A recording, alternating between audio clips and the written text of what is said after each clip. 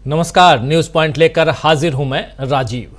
दोस्तों, कल से संसद का विशेष सत्र शुरू होने वाला है, जिसमें नई सरकार के सामने कौन सी चुनौतियां पेश आ सकती हैं, इसकी चर्चा सियासी गलियारों में तेज है। जी हां, यहां सरकार में प्रधानमंत्री समेत कई मंत्री पुराने ही हैं। आप जान रहे हैं, मोदी सरकार कह लें या एनडीए सरकार कह लें, उसमें प्रधानमंत्री समेत जितने भी मंत्री आए, मैक्सिमम मंत्री जो हैं वो पुराने हैं, आपने देखा। लेकिन उनकी ताकत पिछली बार से कम हो चुकी है, इसीलिए नई सरकार शुरू से ही डगमग करती हुई चल रही है। और कल जब संसद सत्र शुरू होगा तो यह देखना दिलचस्प होगा कि यह डगमगाती सरकार पिछली बार की तुलना में बहुत ज्यादा मजबूत हो चुके विपक्ष के सामने टिक पाएगी या नहीं, ये एक बड़ा सवाल है। संसद में सरकार को घेरने के लिए पहले से चले आ रहे मुद्दे जैसे महंगाई, बेरोजगारी, उद्योगपतियों पर मेहरबानी, ये तमाम मुद्दे तो बने ही रहेंगे। लेकिन इस बार उसके अलावा, जो पिछली बार ये मुद्दे थे, उसके अलावा इस बार और कौन से मुद्दे हैं? मुद्दे हैं पेपर लीक, अग्निवीर योजना, शेयर मार्केट घोटाला, राजकोट अग्निकांड। ये मुद्दे जो हैं ये भी हावी रहेंगे। और सबसे खास बात रहेगा स्पीकर पद का चुनाव, स्पीकर पद का चयन या इलेक्शन। खैर, इन तमाम मुद्दों पर विपक्ष की रणनीति क्या रहेगी और सरकार इस रणनीति में फंसेगी या बचने का कोई रास्ता निकाल लेगी, इसका खुलासा अगले 1-2 दिनों में हो ही जाएगा। लेकिन संसद में और संसद के बाहर से अभी राजनीतिक हलचल शांत नहीं हुई है। इंडिया गठबंधन अब भी बीजेपी के सामने चुनौती बनकर खड़ा हुआ है, चाहे वो महाराष्ट्र हो या केरल हो, उत्तर प्रदेश हो या बिहार हो। सब तरफ इंडिया गठबंधन बड़ी चुनौती है एनडीए के सामने। और इधर राहुल गांधी ने आज वायनाड के लोगों को एक इमोशनल चिट्ठी लिख दी है, जिसमें राहुल गांधी ने बताया है कि जब उन्हें हर तरफ से घेरा जा रहा था, तब वहां यानी वायनाड के लोगों ने उनका साथ दिया। राहुल गांधी की उसकी चिट्ठी को देखिए यहां पर स्क्रीन पर। राहुल गांधी ने इस चिट्ठी में लिखा है, डियर सिस्टर्स एंड ब्रदर्स। ये चिट्ठी, I am sad but I hope you are well।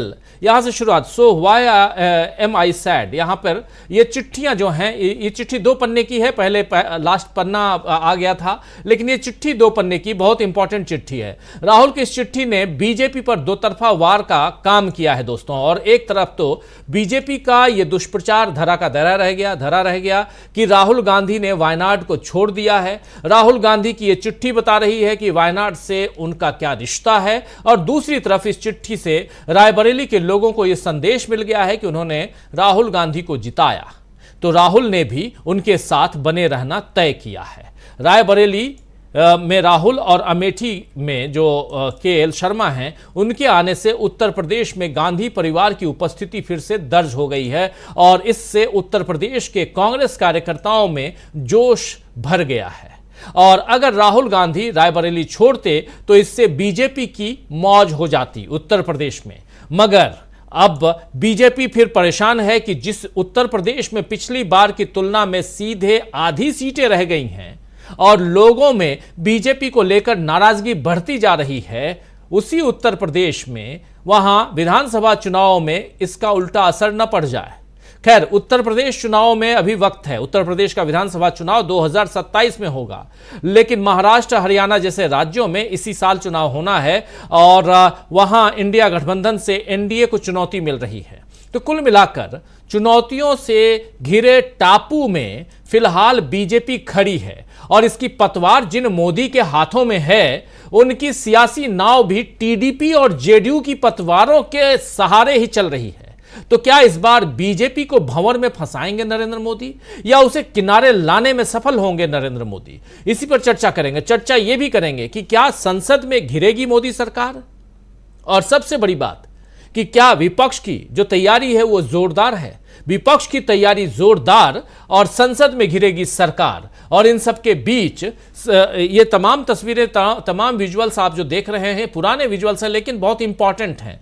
और यहां से कल की और कल से आगे की जो रणनीतियां हैं वो दिखाई देती हैं, कल से आगे की गतिविधियां दिखाई देती हैं। और सियासी धरातल, और उसमें भी एपिसेंटर बना हुआ जो दिल्ली बनी हुई एपिसेंटर है, उस एपिसेंटर में क्या कुछ होने जा रहा है, कितनी हलचल है। और इससे भी बड़ी बात कि एनडीए गठबंधन जो एनडीए है, इंडिया नहीं एनडीए, एनडीए के अंदर खाने आखिर क्या हलचल चल रही है। आप जानते हैं प्रोटेम स्पीकर को लेकर चर्चा लगातार चल रही है। भर्तृहरि महताब जो 7 बार के सांसद हैं, 6 बार बीजेडी से रहे यानी बीजू जनता दल से रहे, और 7वीं बार जब उन्होंने पाला बदला बीजेपी से वो सांसद हो गए। इस बार उनको बना दिया गया है प्रोटेम स्पीकर, लेकिन उनके साथ जो 5 उनके सहयोगी नियुक्त किए गए हैं, जिनमें से 3 सहयोगी कांग्रेस से और दूसरे दलों से हैं, तृणमूल कांग्रेस पार्टी से हैं, इन लोगों ने सहयोग करने से मना कर दिया है। उसमें सबसे बड़ा नाम है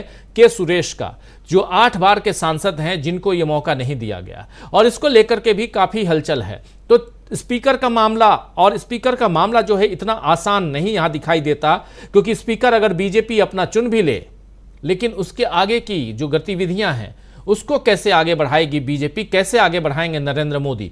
क्या नरेंद्र मोदी जो है, जिनके हाथ में पतवार है बीजेपी की, वो 2 बैसाखियों के सहारे जो चल रहे हैं, जिसमें नीतीश कुमार और चंद्रबाबू नायडू, क्या ये सिर्फ 2 बैसाखियां हैं या बैसाखियां और भी हैं? इन सब की चर्चा हम करेंगे। आइए, हमारे साथ कुछ वरिष्ठ साथी जुड़े हुए हैं, उन सबसे पहले आपका परिचय करवाता हूं और आगे बढ़ते हैं। देखिए, इस वक्त हमारे साथ 5 वरिष्ठ साथी जुड़े हुए हैं। राहुल लाल जी हमारे साथ हैं, हमारे साथ डॉक्टर दीपक पाचपोर जी हैं, हमारे साथ प्रेम कुमार जी हैं, हमारे साथ प्रोफेसर रविकांत जी हैं, और हमारे साथ अमलेंदु उपाध्याय जी हैं। आप पांचों का स्वागत है, इस्तकबाल है। स्वागत इस्तकबाल अब तमाम दोस्त साथी शुभचिंतक आप सबका जो अब तक जुड़ चुके हैं, जो जुड़ने वाले हैं। कल से संसद का सत्र और यहां से हलचल तेज। जरा सबसे पहले आना चाहता हूं प्रेम कुमार जी आपके पास। प्रेम कुमार जी, कैसे देखते हैं आप कल से शुरू हो रहे इस संसद सत्र को, और यहां से कितने घिरते हुए मोदी सरकार या एनडीए सरकार को आप देखते हैं? प्रेम कुमार जी। जी, शुक्रिया राजीव जी इस महत्वपूर्ण चर्चा का हिस्सा बनाने के लिए। और संसद से पहले, संसद की कार्यवाही शुरू होने से पहले, सत्र शुरू होने से पहले ये चर्चा बहुत महत्वपूर्ण है। और चुनाव के तुरंत बाद ये सत्र शुरू हो रहा है। विपक्ष की ताकत बढ़ी है, सत्ता पक्ष की घटी है।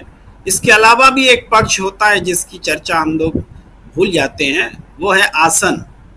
आसन भी एक बड़ा पक्ष है, बीते दिनों नजर में आया है।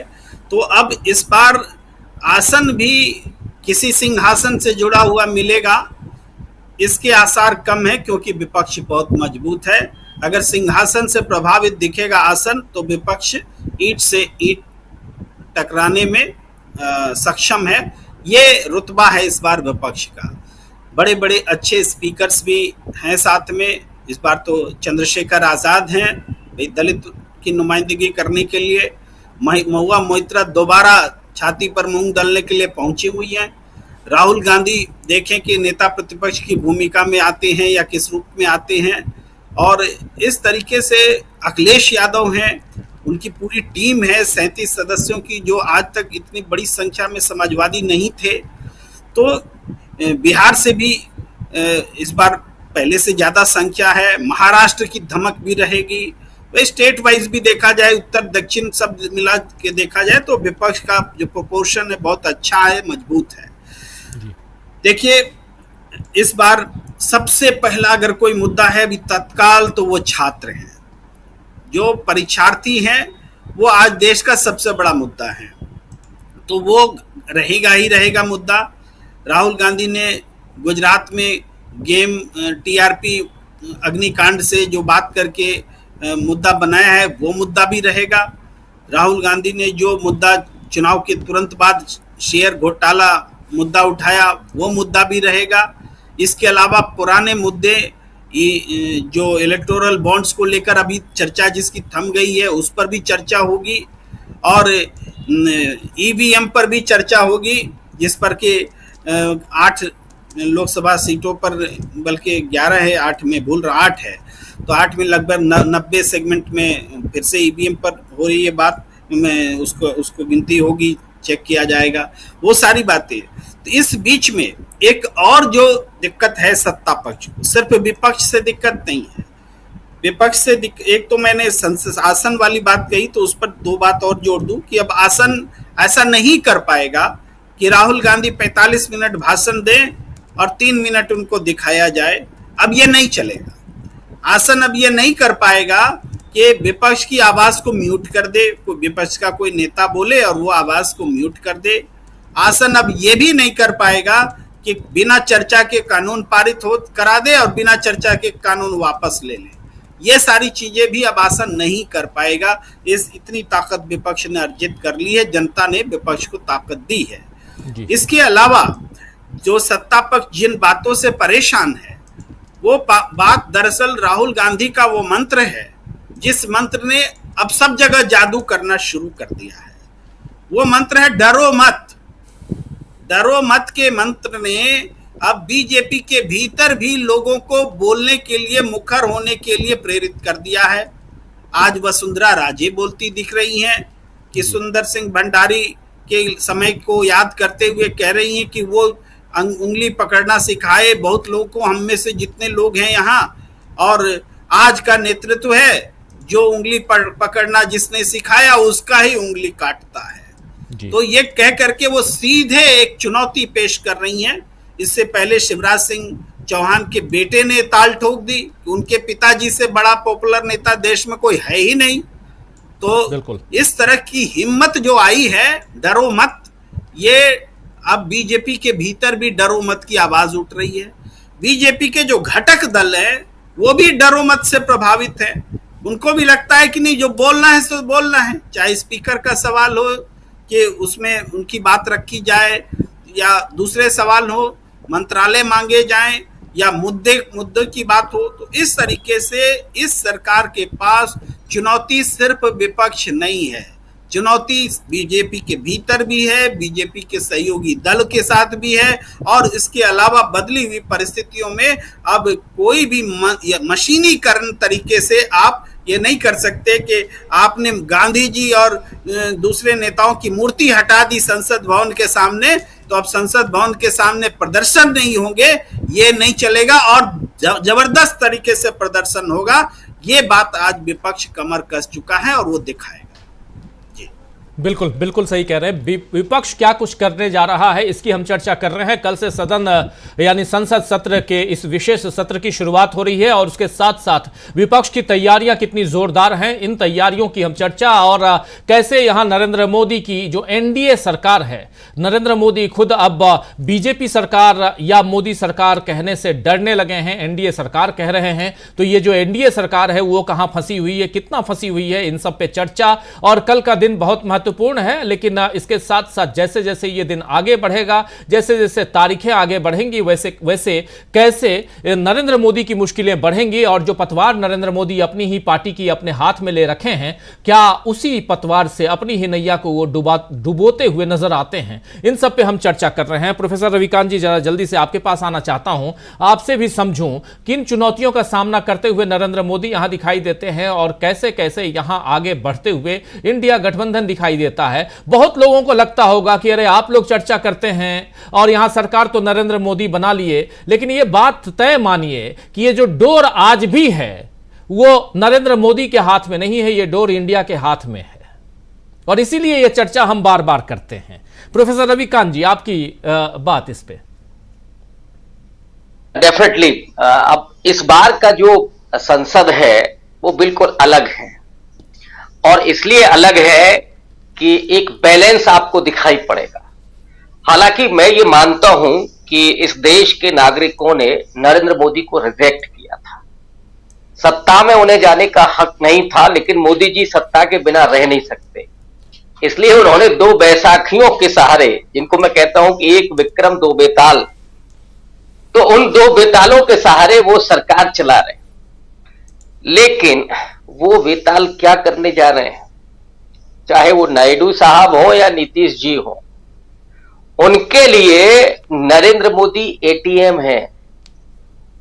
जिस दिन इस एटीएम कार्ड से पैसा निकलना बंद, उसी दिन सरकार ठप। अब इस तरह से नहीं चलेगा कि एक अकेला सब पर भारी। अब हालात ये है कि विपक्ष बहुत भारी है, और इस भारी विपक्ष के सामने नरेंद्र मोदी अब भाग नहीं सकते कि वो जब बोलेंगे तो बस वही होंगे, संसद के स्क्रीन से लेकर के और टीवी की स्क्रीन तक। और जब विपक्ष हमला करेगा तो मोदी जी गायब होंगे, शयन कक्ष में आराम फरमा रहे होंगे। अब ये नहीं चलेगा। अब जवाब देना पड़ेगा। जिन मुद्दों पर नरेंद्र मोदी को लोगों ने रिजेक्ट किया, बावजूद इसके उन्होंने सरकार बनाई, उन्हीं मुद्दों पर उनको घेरा जाएगा। चाहे वो सवाल कास्ट सेंसस का हो, चाहे वो सवाल आरक्षण को बढ़ाए जाने का हो। अभी तो जो बिहार में हुआ, पटना हाई कोर्ट का जो आदेश आया है, उस पर सरकार ये फंसने वाली है, क्योंकि नीतीश कुमार का तो ये पुराना एजेंडा है। और जो आपने कहा कि बागडोर इंडिया के हाथ में, नीतीश कुमार दिल से तो इंडिया के साथ है, वो दिमाग से केवल मोदी जी के साथ। तो जिस दिन उनको लगेगा, जिस दिन उनका दिल धड़कने लगेगा ना ठीक जगह है, सही लोगों के लिए, सही विचार के लिए, उसी दिन नीतीश बाबू यू टर्न ले लेंगे। और ये उनके लिए कोई इतिहास में पहली बार नहीं होगा।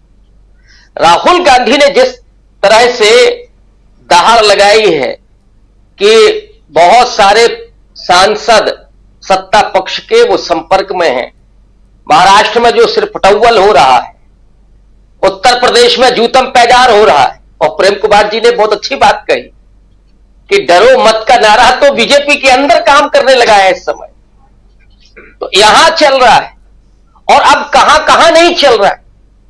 जो दृश्य अभी पार्लियामेंट में देखने को मिलता था कि वहां जब मोदी जी आते थे तो मोदी मोदी मोदी, लेकिन अब ये नहीं होने वाला है। अब बात संविधान के दायरे में होगी, क्योंकि ये चुनाव संविधान पर ही केंद्रित था, संवैधानिक मूल्यों पर केंद्रित था। बात संवैधानिक संस्थाओं की भी होगी, बात होगी रोजगार की, महंगाई की, किसानों की, नौजवानों की, दलितों की, पिछड़ों की, आदिवासियों की। अब वो नहीं चलेगा कि साहब अडानी और अंबानी के लिए आपने यहां एग्जिट पोल में भी खेल किया, उनके सारे जंगल आपने अडानी साहब को बेच दिए। ये मोदी जी का एकमात्र प्रोजेक्ट है, देश बेचो, अपने दोस्तों के हाथ में दो और सत्ता में रह करके एंजॉय करो पूरे इस तंत्र को। ये चल रहा है मोदी जी के यहां। कभी इटली घूमने जाते हैं, वो घूमना ही मैं कहूंगा, इसलिए कहूंगा कि देश का प्रधानमंत्री जब कहीं जाता है तो एक एजेंडा होता है। क्या मोदी जी लेकर के आए हैं वहां से? हाथ हिला के गए थे, हाथ हिला के आ गए। साहब विदेश नीति में आपने क्या हासिल किया, इस देश के लिए क्या हासिल किया? बस केवल विश्वगुरु। कौन सा विश्वगुरु बन रहा है? ये विश्वगुरु नाम का एजेंडा क्या है, ये किसी को नहीं पता है। ये सारे सवाल अब पार्लियामेंट के भीतर पूछे जाएंगे राजीव, और इसीलिए ये हनीमून पीरियड कितने दिन का रहेगा, कितने दिन ये सरकार चलेगी। पहले दिन प्रोटेम स्पीकर से लेकर के स्पीकर वहां मुद्दा, और फिर मैंने कहा कि असली खेल जो होना है, मोदी जी जब तक एटीएम है तब तक ठीक है। जिस दिन उन्होंने अमरावती के लिए बजट नहीं दिया, बिहार के लिए स्पेशल पैकेज नहीं दिया, जब बिहार को आप स्पेशल पैकेज देंगे तो उड़ीसा के लोगों ने क्या बिगाड़ा है? आपका अभी मुख्यमंत्री बना वहां। मध्य प्रदेश के लोग क्या करेंगे? वो भी तो मांगेंगे, ये भी गरीब प्रदेश है। तो मोदी जी जिस तरीके से फंस गए हैं उस चंगुल में, उससे निकलने में बहुत मुश्किलें होने जा रही है। और सामने जब ऐसा विपक्ष हो, राहुल गांधी जैसा विश्वसनीय चेहरा, सामाजिक न्याय की राजनीति का एक नया आइकॉन, जिस व्यक्ति की विश्वसनीयता, सत्यनिष्ठा और ईमानदारी पर आज पूरे देश में कोई सवाल नहीं, उस समय सामना करना विपक्ष का मोदी जी के लिए बड़ी टेढ़ी खीर होने जा रही है। और इसीलिए आने वाले वक्त में आप देखेंगे कि ये बागडोर इंडिया के हाथ में होगी, और मोदी जी उतना ही एक्ट करेंगे जितना इंडिया चाहे। और जब इंडिया चाहेगी उसी दिन मोदी जी को सिंहासन छोड़ करके आना पड़ेगा नीचे। जी राजीव जी बिल्कुल, बागडोर इंडिया गठबंधन के हाथ में है, लेकिन बीजेपी की बागडोर, बीजेपी की पतवार जो है वो नरेंद्र मोदी के हाथ में है और नरेंद्र मोदी कैसे दोनों तरफ से परेशान नजर आते हैं। और इन सब के बीच संसद का ये विशेष सत्र जहां पर स्पीकर का चुनाव भी होना है और यहां से बहुत राष्ट्रपति का अभिभाषण भी होना है। मजेदार तथ्य है कि एक नहीं बल्कि दो मुश्किलों का सामना करना पड़ेगा इसी सत्र में नरेंद्र मोदी की इस सरकार को। पहली मुश्किल स्पीकर का चुनाव और इस चुनाव को पास होने के बाद राष्ट्रपति महोदया जब अभिभाषण देंगी तो उस अभिभाषण के धन्यवाद प्रस्ताव पर बोलने के लिए नरेंद्र मोदी आएंगे और फिर उसे पास करवाना, यह भी एक महत्वपूर्ण हिस्सा होगा। तो दो चुनौतियों का सामना इसी सत्र में नरेंद्र मोदी को करना होगा। राहुल लाल जी, कैसे आप देखते हैं संसद की कार्यवाही कल से शुरू हो रही है, लेकिन इसके साथ साथ एक अलग 18वीं लोकसभा है, मगर यह वो लोकसभा नहीं है जहां 146 सांसदों को बाहर फेंक दिया गया था और 1 जुलाई से ये 3 जो विशेष स्पेशल कानून जो नए लागू किए जा रहे हैं, आईपीसी के जो कानून हैं, और उसको लेकर ममता बनर्जी ने चिट्ठी लिखी है नरेंद्र मोदी को और साफ साफ नरेंद्र मोदी को कहा है कि ये कानून आपने उस समय पास करवाए जिस समय 146 सांसदों को आपने बाहर कर दिया था सदन के अंदर से, इसलिए इसे फिर से लाया जाए, इस पर अभी इस रोक लगाई जाए। ये चिट्ठी लिखी है और ममता बनर्जी ने पी चिदम्बरम से मुलाकात भी की है।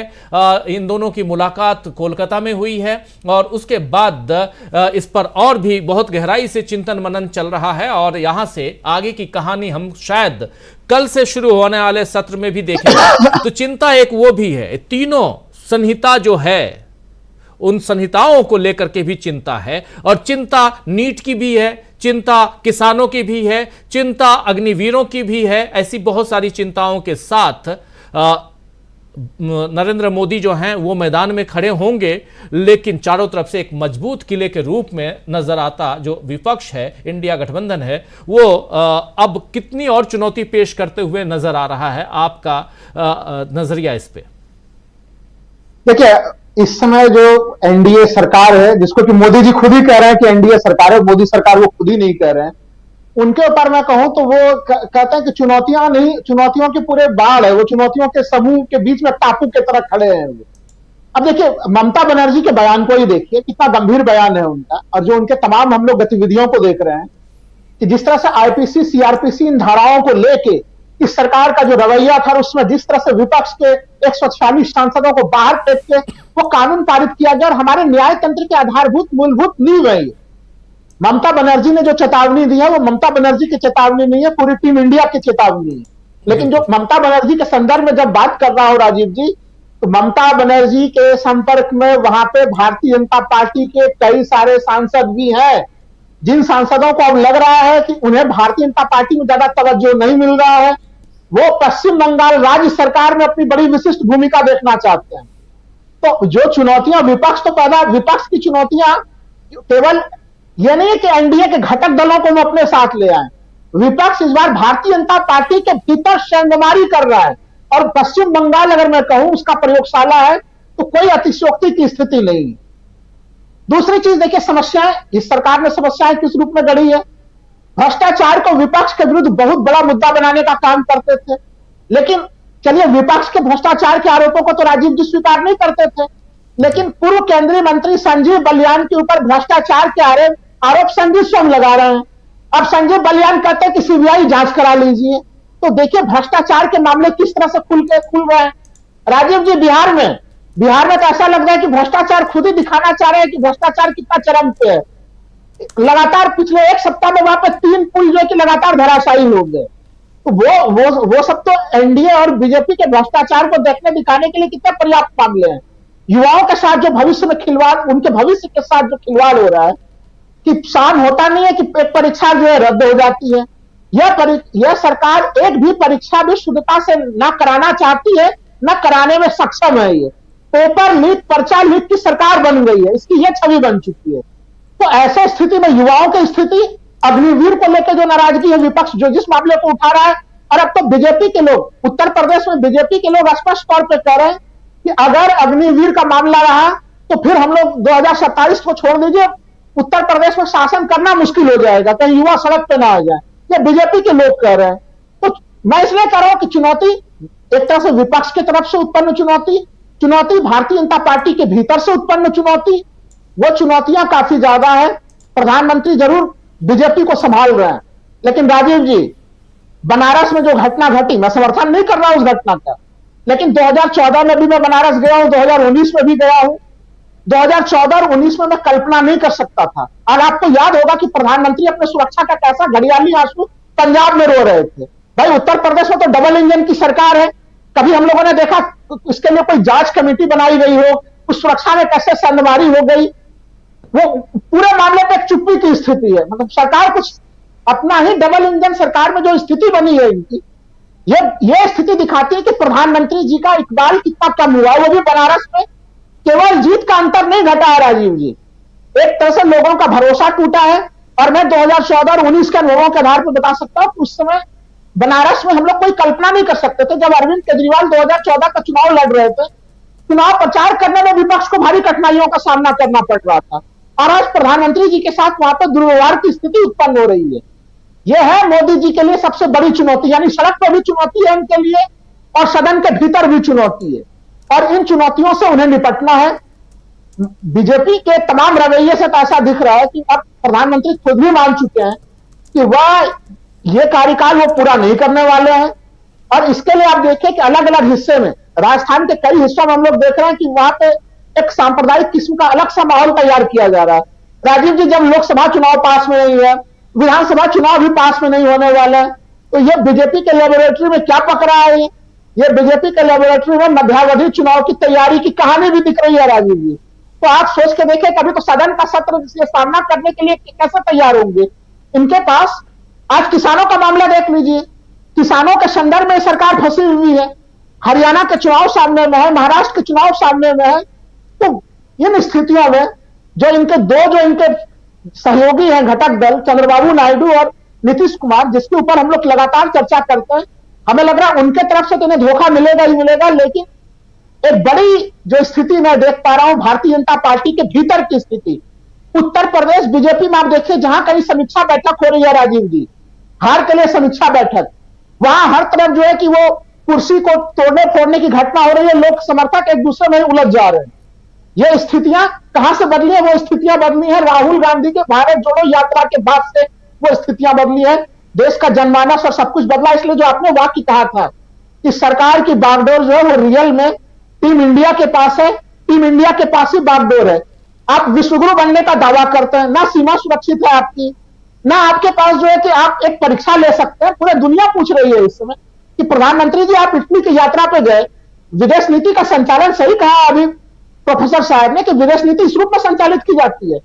ये तो ऐसा लग रहा है राजीव जी जैसे कि सामान्य लोग जाते हैं, भारतीय जनता पार्टी के दूसरे लोग, कुछ बड़े छुटभैया नेता जो है वो बड़े नेताओं के साथ किसी तरह से सेल्फी खिंचा के आ जाते हैं जी। हमें लग रहा है कि उसी का असर प्रधानमंत्री जी के ऊपर हो गया और ये स्थितियां उन्हें झेलनी पड़ रही है राजीव।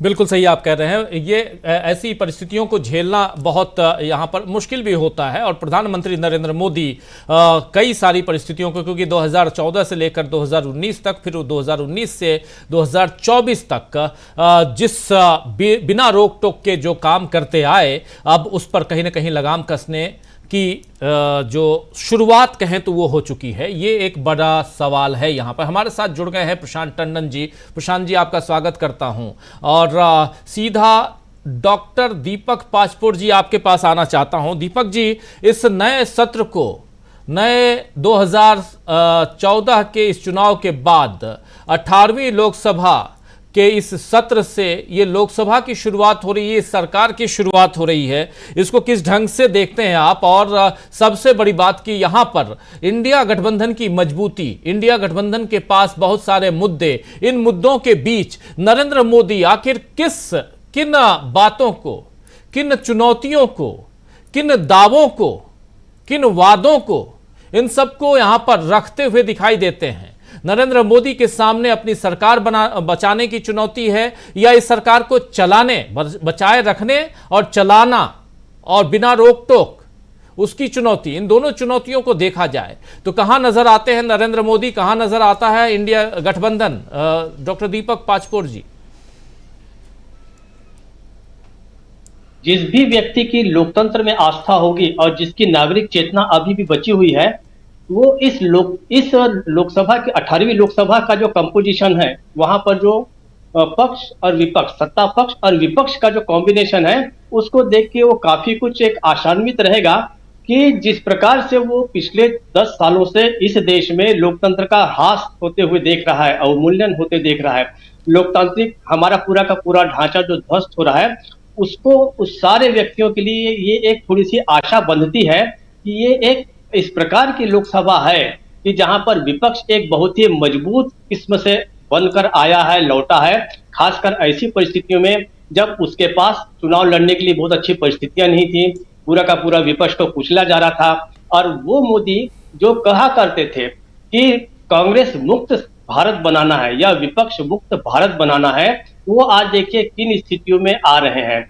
वो ऐसे मोदी आ रहे हैं जिन्होंने 370 भारतीय जनता पार्टी के बल पर और 400 ये एनडीए के बल पर लाने का दावा किया था। तो सबसे बड़ी पराजय लेकर वो आ रहे हैं कि उनके पास अपना खुद का भी जो है वो भी बहुमत नहीं है और वो एक बैसाखियों के सहारे जो है वो लोकसभा के इस सदन में प्रवेश करेंगे कल। उनके एक तरफ नायडू साहब हैं और एक तरफ जो है वो नीतीश बाबू हैं। तो इस प्रकार से जब वो आएंगे तो देखना ये होगा। दूसरी तरफ जिस समय वायनाड पर चुनाव हो चुके थे, मतदान हो चुका था, उसके बाद मोदी जी ने एक आम सभा में ये कहा था कि अब देखिए कि किस प्रकार से हमारे जो युवराज हैं, शहजादे जो हैं, वो एक सुरक्षित सीट ढूंढेंगे। और उसके बाद वो रायबरेली में जब उन्होंने फॉर्म भरा तो फिर से मोदी जी ने कहा था कि देखिए मैं तो पहले से ही कहता था कि वायनाड का चुनाव, वायनाड पे मतदान हो जाने दीजिए, फिर राहुल गांधी जो हैं वो एक सुरक्षित सीट देखेंगे। लेकिन अब परिस्थिति देखिए कि राहुल गांधी दक्षिण की भी सीट जीतकर आ गए हैं और उत्तर भारत की भी जीतकर आ गए हैं। और उसी उत्तर भारत में जो हमारे मोदी जी जो हैं वो मतलब एक समय तो ऐसा लगने लगा था, कम से कम 3 चक्र तक ऐसा लगने लगा था जिस समय मतगणना हो रही थी कि पता नहीं कि मोदी हार भी सकते हैं क्या। और परिस्थिति ये थी कि हमारे भी पैनल में कुछ लोगों ने साफ कहा था कि हाँ मोदी हार भी सकते हैं। किसी भी एक ऐसे व्यक्ति के बारे में जो अपने आप को अवतार भी बोलते हैं, वो बताते हैं कि मैं मतलब मैं ऊपर से सीधे आया हूं, मैं जिसको बोलते हैं कि किसी ने पैदा मुझे नहीं किया वगैरह वगैरह, सारे बायोलॉजिकल नहीं, सारे के सारे जी बायोलॉजिकल नहीं हूं। तो वो व्यक्ति जब है हारने की कगार पर खड़ा था, उस स्थिति में जवाब कहां मिला आपको? आपके सबसे बड़े जो प्रतिद्वंदी हैं वो दोनों जगह से जीत कर आते हैं और बहुत अच्छी संख्या लेके जीत के आ रहे हैं। अभी एक और संकट इंतजार कर रहा है मोदी जी का, वो इस सत्र में तो नहीं, वो ये है कि प्रियंका गांधी वहां से जो है वो लड़ने जा रही हैं और लोग कह रहे हैं कि कोई बहुत बड़ी बात नहीं है कि वो जीत के आ भी जाए। जिस समय वायनाड के बाद रायबरेली का फॉर्म भरा था राहुल गांधी ने, उस समय एक स्टोरी आई थी, बीबीसी की स्टोरी थी, उन्होंने वायनाड के लोगों से बात की थी कि आपको कैसा महसूस हो रहा है कि राहुल गांधी जो है वो आपकी सीट के अलावा एक और जगह से चुनाव लड़ रहे हैं और हो सकता है अगर दोनों जगह जीते तो रायबरेली को रिटेन करेंगे और वायनाड को छोड़ सकते हैं। आश्चर्य की बात राजीव जी, केरल की वहां की जनता ने कहा था कि हम राजनीतिक परिस्थितियों को समझते हैं, हमें कोई बुरा नहीं लगेगा। ये डॉक्यूमेंटेड है, ये बीबीसी की बाकायदा स्टोरी है वो, और लोगों ने उसको कहा था कि कोई बात नहीं, अगर वो वहां से उस सीट को रिटेन करें, वायनाड को छोड़ दें तो भी कोई बात नहीं। तो आप सोच सकते हैं कि प्रियंका गांधी को कितना बड़ा समर्थन मिलने जा रहा है। दूसरी बात, ममता बनर्जी ने कहा है कि मैं उनका चुनाव प्रचार करने के लिए वायनाड जाऊंगी। ये भी स्थिति ये बदली है कि जिस ममता बनर्जी ने सीधे सीधे कांग्रेस के साथ समझौता नहीं किया था, आज वो उनका समर्थन देने जा रहे हैं। मतलब स्थिति और बदल रही है और मजबूती जो है वो दिख रही है कि इंडिया गठबंधन बिल्कुल नहीं टूट रहा है, जिसके बारे में कहा जाता। मोदी जी ने तो ये कहा था कि 4 जून की शाम के बाद इंडिया गठबंधन जो है वो बिखर जाएगा, ये उनका दावा था। एक किसी आम सभा में उन्होंने ये भी कहा था, या शायद एक साक्षात्कार में उन्होंने कहा था, ऐसा भी कुछ नहीं हुआ। अब जो है कमजोर स्थिति के साथ बहुत ही नैतिक बल भी जो है मोदी जी का बहुत कम हुआ है। क्यों?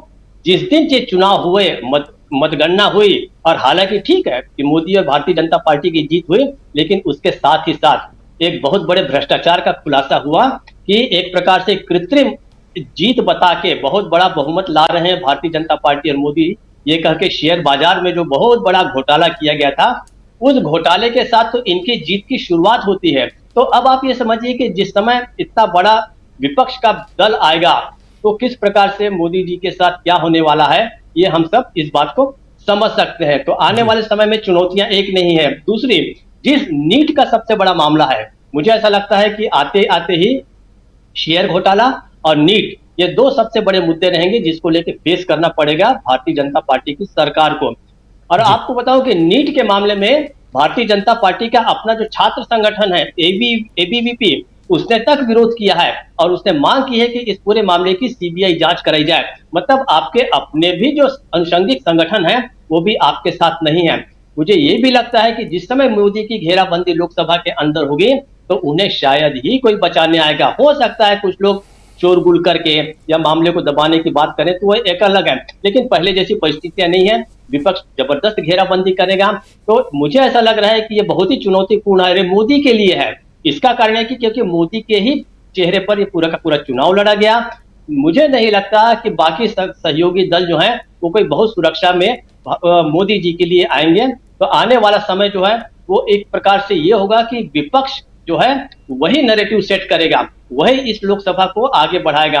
हाँ, ये हो सकता है कि किसी प्रकार से जो है शोरगुल करके या वही पुरानी बातें करके, परिवारवाद लाके, विपक्ष का भ्रष्टाचार है, ये सारी बातें, अनर्गल बातें करके दबाने की कोशिश करें।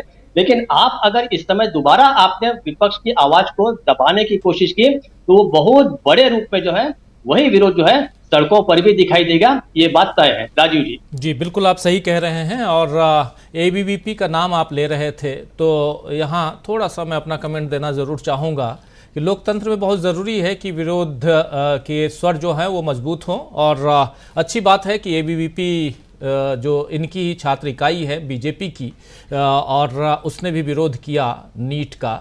लेकिन इतने साल से, इतने दिनों से कहाँ ये छात्र संघ का ये जो अपनी सरकार के इन तमाम नीतियों रीतियों के खिलाफ जिसको आवाज़ बुलंद करना चाहिए था, युवाओं के खिलाफ जो ये सरकार इतनी सारी चीज़ें करती रही हैं, चाहे अग्निवीर का मामला हो, चाहे और ऐसे कई सारे पेपर लीक के कांड हो, उसमें ये छात्र संघ कहाँ था, ये सोचना बहुत ज़रूरी है। या ये सिर्फ घड़ियाली आंसू हैं, ये भी देखना समझना ज़रूरी है। तो ये एक महत्वपूर्ण बात यहां रखना चाहता था मैं। हम लोगों को उसमें बहना भी नहीं चाहिए, इसलिए भी ये बात रखना ज़रूरी, क्योंकि ये क्या घड़ियाली आंसू है। ये आप उस समय कहां हैं एबीवीपी वालों, जब इस देश में और भी, क्योंकि चूंकि आपकी सरकार, आपके पितृ संगठन आपका काम कर रहा है, इसलिए आप चुप थे अभी तक। किसानों का मसला जब आता है तब आप चुप बैठते हैं। किसानों का भी संगठन है, मजदूरों का संगठन है आरएसएस का, वो कहाँ रहता है? तो ये बहुत सारे सवाल हैं जिन सवालों का जवाब इनके जो संगठन हैं, इनके आनुषंगिक संगठन, उनको भी सामने आकर के इसका जवाब देना चाहिए। दूसरी तरफ एक बात और मैं अपने तमाम दर्शकों के लिए रखना चाहता हूं, जो दर्शक साथी खासकर हमारे चैनल को देखते हैं, पसंद भी करते हैं और कमेंट बॉक्स में कमेंट भी लिखते हैं। कुछ ऐसे दर्शक साथी भी हैं जो हमारी बातों से सहमत नहीं रहते हैं, फिर भी मुझे खुशी होती है कि वो आते हैं इस चैनल पे और इस चैनल को देखते हैं। लेकिन और कमेंट भी आप हमारे खिलाफ कमेंट कीजिए, खूब कीजिए। हमारी बातें पसंद ना आए, अपनी बात उसमें रखिए कमेंट बॉक्स में, लेकिन कभी भी गाली गलौज मत कीजिए, कभी भी ऐसे शब्दों का इस्तेमाल मत कीजिए जिसके कारण कहीं ना कहीं किसी को परेशानी हो, मुझे परेशानी हो, मेरे साथियों को परेशानी हो, या दर्शक साथी जो हैं, कमेंट लिखने वाले लोग हैं, उनको परेशानी हो, वरना मैं ब्लॉक करता हूं, ब्लॉक कर दूंगा। अभी मैंने एक रुद्र नाम के हमारे दर्शक हैं, उनको बहुत दिनों से कई बार मैंने उनको बताया भी कि थोड़ा सा अपनी भाषा का इस्तेमाल ठीक से करें, लेकिन फाइनली मुझे उन्हें ब्लॉक करना पड़ा, क्योंकि मेरे बहुत सारे साथी लिख रहे थे कि इनको ब्लॉक कीजिए। तो मैं ये नहीं चाहता हूं कि मैं उन तमाम दर्शकों को ब्लॉक करूं जो मेरी बातों, हमारे तमाम पैनलिस्ट साथियों की बातों से सहमति न जताते हों। आप मत जताइए, ये लोकतंत्र है। हम विरोधाभासी हो सकते हैं, हम एक दूसरे की बातों को काट सकते हैं, लेकिन लॉजिकली काटिए, तथ्यों के साथ काटिए। गाली गलौज करेंगे, अंधभक्ति करेंगे, तो फिर हम आपको ब्लॉक करेंगे। ये गुजारिश मेरी है कि आप बिल्कुल ऐसा मत कीजिए ताकि मुझे ब्लॉक करना पड़े। मुझे भी बुरा लगता है कि आप हमारे इतने प्रिय साथी हैं, दर्शक हैं, भले अब मेरी बातों से आप सहमत हो ना हो, हमारे तमाम पैनलिस्ट साथियों से आप सहमत हो ना हो, लेकिन आप आते हैं, समय निकालते हैं, 1.5 घंटे 2 घंटे के इस कार्यक्रम में लगातार बने रहते हैं, तो बने रहिए। हमारे विचार, आपके विचार मेल खाएं ना खाएं, लेकिन जब लिखते हैं 2 शब्द, गालियों का प्रयोग मत कीजिए। विरोध के बहुत सारे शब्द हैं, उसका इस्तेमाल कर लीजिए, लेकिन जब आप उन शब्दों पे आएंगे जिन शब्दों का इस्तेमाल प्रधानमंत्री नरेंद्र मोदी चुनाव के समय कर रहे थे, उन शब्दों का इस्तेमाल करेंगे तो माफ़ी चाहूँगा, यहाँ उसकी गुंजाइश नहीं है। वो आप मोदी जी के चुनावी भाषणों में जाइए, उनकी सभाओं में जाइए, उनके साथ आप गलवहिया कीजिए, अच्छा लगेगा, यहाँ नहीं, प्लीज़। तो आना चाहता हूं प्रशांत टंडन जी आपके पास। अब इस कार्यक्रम को आगे बढ़ाते हैं। प्रशांत टंडन जी, जरा आपसे समझना चाहता हूं, कल से जो संसद का सत्र शुरू हो रहा है, इस सत्र में बहुत सारी चीजें, अब चूंकि भाषा की मर्यादा की बात मैं यहां कर रहा था, इससे पिछले जो 17वीं लोकसभा चुनाव में हमने देखा, एक साहब थे जिनका नाम था विधूड़ी, रमेश विधूड़ी साहब, और वो भी ऐसी ही भाषा का इस्तेमाल कर रहे थे, आपने देखा सुना। क्या करें, लोग ऐसी भाषा, जब हमारे सांसद गण और सदन के अंदर, जिसको कि लोकतंत्र का मंदिर कहा जाता है, वहां ऐसी भाषा का इस्तेमाल करेंगे तो हमारे आपके बीच चैनलों पे आकर के कैसी भाषा का इस्तेमाल करेंगे, ऐसी इसकी उम्मीद हम कर सकते हैं। फिर भी कोशिश करते हैं हम कि लोग सुधर जाएं। लेकिन यहां पर बात दूसरी है कि क्या कल से हम उन तनावों को देखेंगे क्या, और उन तनावों के बीच जो बात अभी हमारे साथी, बहुत इंपॉर्टेंट बात दीपक जी कह रहे थे, एबीवीपी की बात कर रहे थे, विरोध जता रहे हैं। विरोध जताना है तो कल 24 तारीख है, एनएसयूआई जो है, कांग्रेस का जो छात्र संघ, छात्र विंग है, स्टूडेंट विंग, वो कल संसद का घेराव करने जा रहा है। आ जाए एबीवीपी वाले उनका साथ देने के लिए। अगर एक ही मसले पे हम और आप एक ही मसले पे साथ साथ हैं, तो हम दोनों मिलकर विरोध क्यों नहीं जता सकते, क्यों नहीं डेमोन्स्ट्रेशन कर सकते प्रशांत टंडन जी? और ऐसे बहुत सारे मुद्दे हैं जिस पे एक मत हुआ जा सकता है। आ जाए एनएसयूआई और एबीवीपी एक साथ। हाँ राजीव जी, मैं जरा इसको पहले एबीवीपी के मामले को पे बात कर सकता हूँ। एबीवीपी और एनएसयूआई या एसएफआई या एआईएसएफ में एक बुनियादी फर्क है। एनएसयूआई पॉलिटिकल पार्टी या एसएफआई पॉलिटिकल पार्टी के स्टूडेंट विंग है। एबीवीपी बीजेपी का स्टूडेंट विंग नहीं है। एबीवीपी आरएसएस का है। भारतीय जनता युवा मोर्चा है बीजेपी का। उसने क्या किया मुझे मालूम नहीं। एबीवीपी क्यों कर रही है? देखिए, एबीवीपी इसलिए कर रही है कि आरएसएस अब ये मान चुकी है कि नरेंद्र मोदी अब हिंदुत्व के ब्रांड एम्बेसडर नहीं है। अब उसको हिंदुत्व के स्पेस को ऑक्यूपाई करने के लिए नरेंद्र मोदी का भी विरोध करना पड़े तो वो करेंगे। यहां से शुरुआत हो रही है, क्योंकि नीट को लेकर बड़ा भारी नीट, यूजीसी नेट, सीआईएसआईआर नेट, ये एग्जाम कैंसिल हो रहे हैं। रोज एक एग्जाम का पेपर लीक हो रहा और कैंसिल हो रहे हैं। इतना बड़ा जो युवा वर्ग है उसमें इतनी नाराजगी है, उस स्पेस को ऑक्यूपाई करने के लिए उसको खाली नहीं छोड़ सकते हैं। इसलिए एबीवीपी दिखावे के तौर पे सामने आया, लेकिन उसका एक और उद्देश्य है, वो नरेंद्र मोदी को एम्बैरस भी करना चाहता है। वो आरएसएस करवा रही है। आरएसएस की एक मैगजीन है स्वास्तिक। स्वास्तिक ने लेटेस्ट अपने आर्टिकल में लिखा है राजीव जी कि बंगाल में लगातार खराब प्रदर्शन अगर बीजेपी का हुआ है तो बीजेपी ममता बनर्जी के खिलाफ कोई बड़ा चेहरा नहीं ला पाई। सीधा सीधा नरेंद्र मोदी के ऊपर हमला है। ये तीसरा हमला है आरएसएस का। एबीवीपी को मिलाने तो चौथा हमला है।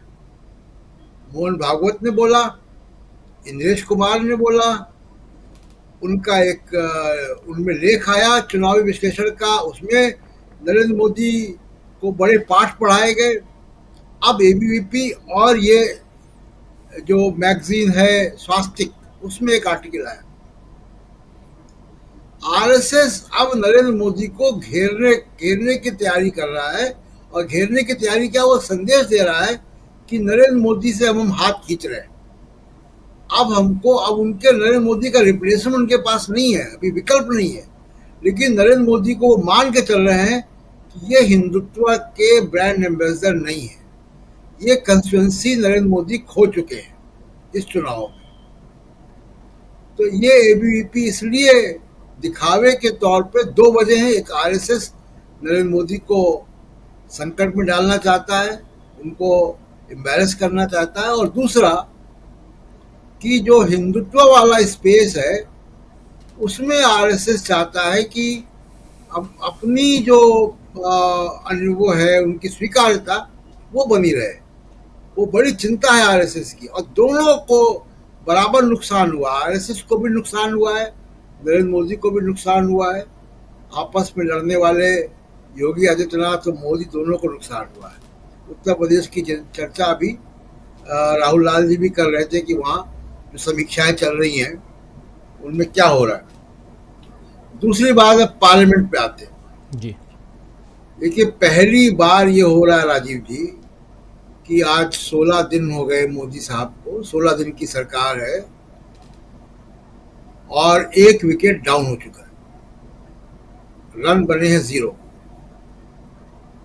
एनटीए का अध्यक्ष सुबोध कुमार सिंह, उनको हटाया जा चुका है।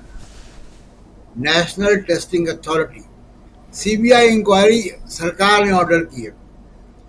पिछले 10 साल में जब से मोदी सरकार आई है, पहली बार ऐसा हुआ है कि इन्होंने किसी को पनिश किया हो, किसी को हटाया हो। अभी तक तो सीबीआई विपक्षी दलों के ऊपर जा रही थी, अब सीबीआई को अपने ही सरकार के डिपार्टमेंट की जांच करनी पड़ रही है। यहां से वो संसद में जा रहे हैं और बहुत मुश्किल में होंगे। नंबर भी इनके पक्ष में नहीं है।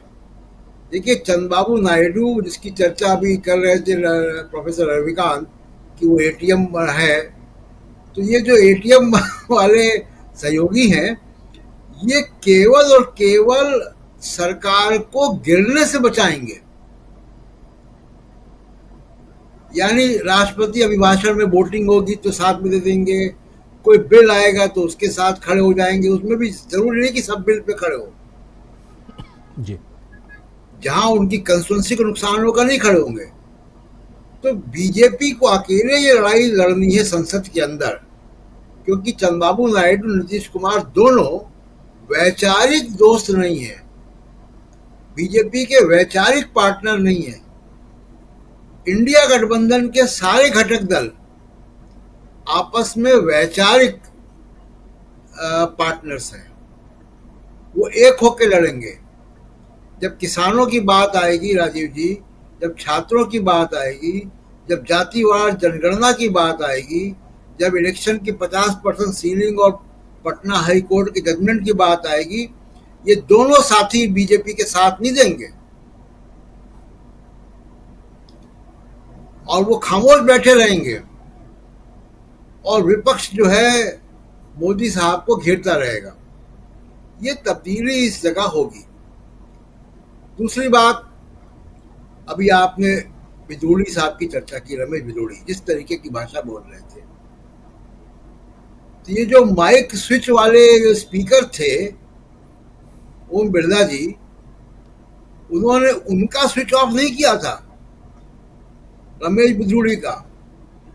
वो राहुल गांधी के स्पीच को स्विच ऑफ करते, महुआ मोइत्रा की स्पीच को के पे बटन दबाते हैं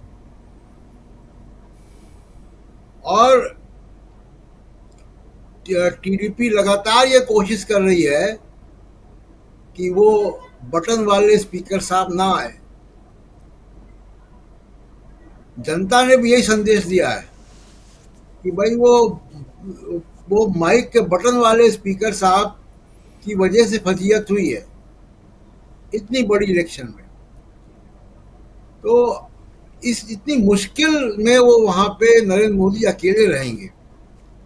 सदन में वो सदन की बिल्डिंग में जाते हैं, अपने कमरे में टीवी में कार्रवाई देखते हैं और बटन बंद करवाते हैं, माइक बंद करवाते हैं वहां से बैठकर। सदन के अंदर कक्ष में नहीं जाते हैं वो।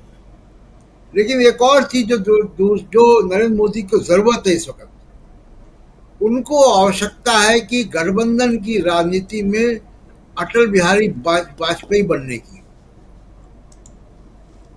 लेकिन वो बन नहीं पाएंगे। अटल बिहारी वाजपेयी बनने के लिए उनको नेगोशिएटिंग टेबल पे आना पड़ेगा, संवाद करना पड़ेगा और एक नए अवतार में आना पड़ेगा, बायोलॉजिकल। वो नए अवतार में सबसे बड़ा जो उनके ऊपर अवरोध है मोदी जी के लिए, वो राहुल गांधी है। राहुल गांधी की वजह से मोदी ही बने रहेंगे और नुकसान झेलते रहेंगे। वो अपने आप को री इन्वेंट नहीं कर पाएंगे, क्योंकि राहुल गांधी का हमला इतना बड़ा होगा और है भी कि वो लगातार डिफेंसिव रहेंगे, लगातार उसी तरीके की भाषा बोलते रहेंगे और अब यहाँ से वो बाहर नहीं निकल पाएंगे। जिस तरीके से वो एक चक्रव्यूह के अंदर चले गए, लेकिन उनको बाहर निकलने का रास्ता नहीं मालूम। बाहर निकलने का रास्ता अटल बिहारी वाजपेयी होकर है, मनमोहन सिंह होकर है, नरसिम्हा राव होकर है। वो रास्ता मोदी जी के लिए बना ही नहीं है, ना मोदी जी उस रास्ते के लिए बने। तो ये जो जिसको कहा जाता है ब्रांड मोदी, वो ब्रांड मोदी के बगैर इस बार पार्लियामेंट के अंदर जाएंगे और तमाम सारी मुश्किलों के साथ जाएंगे। नंबर गेम केवल वहां साथ आएगा जब सरकार को गिरने से बचाना होगा जी। वो भी कब तक हम देखते हैं राजीव जी। बिल्कुल आप सही कह रहे हैं, नंबर गेम की बात। लेकिन उससे पहले ब्रांड मोदी, क्या ब्रांड मोदी अभी है? और आप जो कह रहे हैं बहुत सही कह रहे हैं कि बिना ब्रांड मोदी के, नरेंद्र मोदी इस बार जब सदन के अंदर जाएंगे तो वो एनडीए की सरकार के साथ जाएंगे, वो बीजेपी की सरकार 282 या 303 सीटों वाली सरकार के साथ नहीं जाएंगे, जो अपने दम पर इतनी सीटें लेकर 2014 और 2019 में सत्ता पर आसीन हुई थी। तो 2024 में जो ये बदली हुई लोकसभा है, इस लोकसभा में क्या कुछ दिखाई देगा ये समझना बहुत ज़रूरी है। इसके साथ साथ क्या नरेंद्र मोदी यहां परेशानियों से घिरे हुए हैं और इन परेशानियों में इंडिया गठबंधन कहां नजर आता है और कैसे यहां से आगे की तस्वीर दिखाई देती है? जरा जल्दी से आना चाहता हूं अमलेंदु उपाध्याय जी आपके पास। अमलेंदु जी, कैसे आप देखते हैं? बहुत सारी बातें हो रही हैं और आगे होंगी भी। हम कल से जब ये संसद सत्र कल 11 बजे से शुरू होगा, लाइव लगातार हम कवरेज पे रहेंगे ही, वो सब कुछ दिखाएंगे कि क्या कुछ सदन के अंदर चल रहा है। लेकिन सदन के बाहर की तस्वीर और उस पर चर्चा जरूरी है। संसद के बाहर की तस्वीर हम लोग अभी थोड़ी देर पहले देख भी रहे थे कि धुलाई हो रही है, फूल पौधे लगाए जा रहे हैं। और पिछले 3-4 दिनों से, बीच में मैं 2 बार गया संसद के अंदर, वहाँ बहुत ही मेस, बिल्कुल ही बुरी हालत में संसद की तस्वीर दिखाई दे रही थी। फोटो खींचने का मन भी नहीं कर रहा था। लेकिन आज की तस्वीर थोड़ी सी दिखाई दे रही है, सुंदर, खासकर अंदर प्रवेश का जो मामला है वो दिखाई दे रहा है। लेकिन क्या बाहर की तस्वीर जो दूसरी है, जहां जनता है, जहां विपक्ष है, जहां पहले के बहुत सारे मुद्दे हैं, महंगाई है, बेरोजगारी है, किसानों का मामला है, इन सब के साथ साथ अग्निवीरों का मामला है, अब नीट का मामला आ गया। और एक बहुत महत्वपूर्ण बात जो यहां पर प्रशांत टंडन जी कह रहे थे कि पहली दफा 2010 से लेकर 2024 के बीच में पहली बार मोदी सरकार ने किसी को हटाया है, अपने किसी अधिकारी को हटाया है। नाम है सुबोध कुमार सिंह। और ये कल उनके, ये कौन है, क्या है, कल इसी कार्यक्रम में उनके बारे में मैं चर्चा कर चुका हूं कि छत्तीसगढ़ काडर के आईएएस अधिकारी हैं, डेपुटेशन पे दिल्ली में थे और डीजी बनाया गया था एनटीए का। इनको अच्छे अधिकारी हैं ऐसे देखा जाए तो, पर्सनली जानता हूं, उस आधार पे भी कह रहा हूं। लेकिन उनके कार्यकाल में ये घोटाला हुआ है तो फिर भुगतना तो उन्हीं को पड़ेगा। अमलेंदु उपाध्याय जी।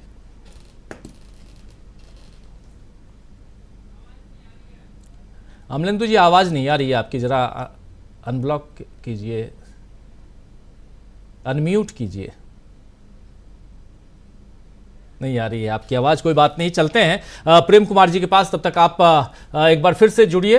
प्रेम कुमार जी, कैसे देखा जाए ये जो बातें मैं रख रहा था इन अमलेंदु जी के पास, उन्हीं बातों के साथ जरा अपनी बात आगे बढ़ाइए। जी देखिए राजीव जी, तैयारी तो सत्ता पक्ष को करनी होगी, अपनी सरकार की सुरक्षा की भी और मुद्दों पर विपक्ष के आक्रमण की भी, और इसके साथ साथ अपना गणित बनाए और बचाए रखने की भी, क्योंकि सत्ता का गणित जो है बड़ा नाजुक स्तर पर है। और अक्सर कहा जाता है कि लोकतंत्र जो है गणित का ये है, गणित तो है ही, आप देख ही रहे हैं कि कैसे वो गणित ही है कि ये सत्ता बची हुई है, नहीं तो सत्ता चली गई थी, जनता ने तो एक फैसला दिया था। तो ये गणित बचाने के लिए जेडीयू को साधे रखना है, चंद्रबाबू नायडू को साधे रखना है, दोनों अपने अपने किस्म से कुछ ना कुछ हरकत संकेत लगातार दे रहे हैं कि वो कुछ भी कर सकते हैं, यानी उनका जो समर्थन है वो बड़ा अनिश्चित सा है, इसके बावजूद कि वो एनडीए में हैं। तो इस अनिश्चितता के माहौल में अपनी सरकार को वो निश्चितता कैसे प्रदान करेंगे, इसके लिए छोटे छोटे दलों में भी एक भय का भाव पैदा हो गया है, चाहे वो एनडीए के ही क्यों ना हो और चाहे वो एनडीए से बाहर के ही क्यों ना हो। उनको लगता है कि कहीं ऐसा ना हो कि ये 240 से 272 करने के चक्कर में हम छोटे दलों को ही शहीद कर दें। तो ये आशंका भी है, ये भी एक हलचल है। देखिए बहुत सारी होती नहीं है, लेकिन उसकी आशंका में बहुत वो पानी जो है हिलता रहता है। तो उस तरह का माहौल है, हर जगह हलचल है, बेचैनी है, और यही इंडिया गठबंधन के लिए एक मारक क्षमता भी देता है कि आप मुद्दों पर कॉम्प्रोमाइज मत करिए और जनता के मुद्दों पर जितनी दूर तक लड़ाई लड़नी हो लड़िए। और इस वजह से इसकी मारक क्षमता एनडीए के लिए एनडीए सरकार के लिए मुश्किल होने वाली है। नरेंद्र मोदी जी के बारे में अगर सोचा जाए तो वो एनडीए सरकार तो उनके लिए मुश्किल है ही, उनको संघ से चुनौती मिल रही है, उनको भाजपा के अंदर से चुनौती मिल रही है, उनको एनडीए के घटक दल आंखें दिखा रहे हैं, उनको विपक्ष एकदम मानो काट खाने को बैठा है। तो नरेंद्र मोदी जी के लिए तो एकदम से विपरीत परिस्थिति हुई है, और ये जनता ने बनाई है, यही जनादेश है कि डरो मत, जनता ने स्वीकार किया, और डरो सरकार, सरकार को तो जनता से डरना ही पड़ेगा। अगर सरकार जिस दिन जनता से डरना छोड़ देती है वो निरंकुश हो जाती है। तो जनता ने कहा नरेंद्र मोदी को कि डरो, और राहुल गांधी के नारे को स्वीकार किया कि डरो मत। तो ये डरो और डरो मत के बीच ये सरकार घिरी हुई है। बहुत सही कहा प्रशांत टंडन जी ने कि पहली बार देखने को मिल रहा है, सरकार बनी भी नहीं है, बनी इस महीने में नहीं है कि अभी फ्लोर टेस्ट होना बाकी है, और उससे पहले एनटीए के प्रमुख को हटा दिया गया, बड़ा एक्शन हो गया। अब वो नहीं चलेगा कि मणिपुर पर आप चुप रहेंगे, मणिपुर पर आपको तुरंत एक्शन लेना होगा, और ताजा हिंसा जो चल रही है उस पर वहां भी या मुख्यमंत्री को हटाना पड़ेगा, और ये अब प्रमुख मांग बनने वाली है, क्योंकि आरएसएस भी कह रहा है कि मणिपुर पर एक्शन लीजिए।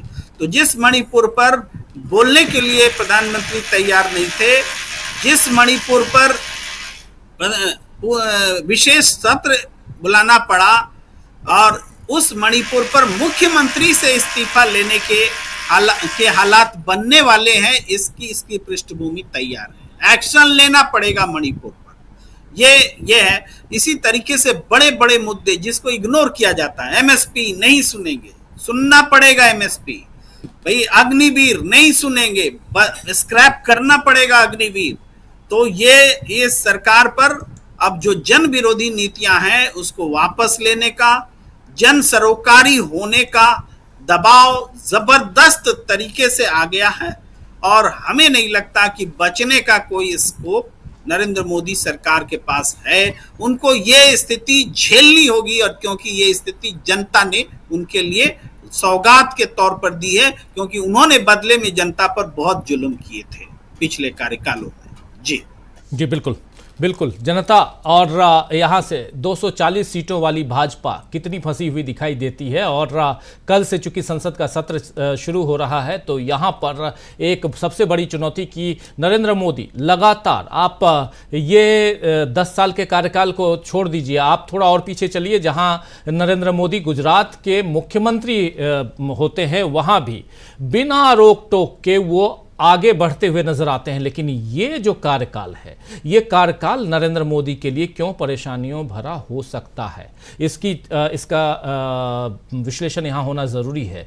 क्योंकि 2002 से 2024 तक में लगातार फुल मेजोरिटी चले जा रहे हैं, बढ़े जा रहे हैं। एक ब्रेक है, ये ब्रेक क्या आने वाले समय में एक लंबा ब्रेक हो सकता है?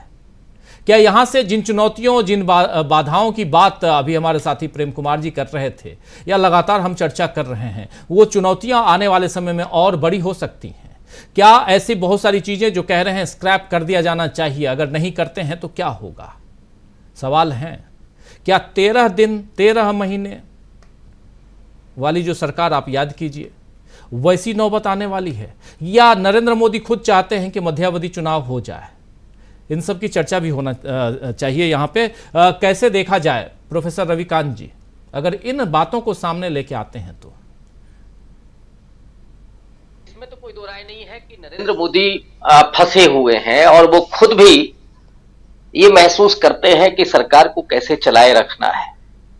लेकिन उनकी एक कोशिश ये भी होगी कि हम लोगों के मन में ये प्लांट करें कि बैसाखियों के बलबूते हम चल नहीं पा रहे, अच्छी सरकार नहीं चला पा रहे। इसलिए उनकी एक कोशिश होगी कि किसी तरीके से मध्यावधि चुनाव की तरफ बढ़ा जाए। लेकिन अगर आपको याद हो, राहुल गांधी ने पहले ही ये ऐलान कर दिया है और विपक्ष ने कि हम मध्यावधि चुनाव नहीं होने देंगे, ये नौबत ही नहीं आनी।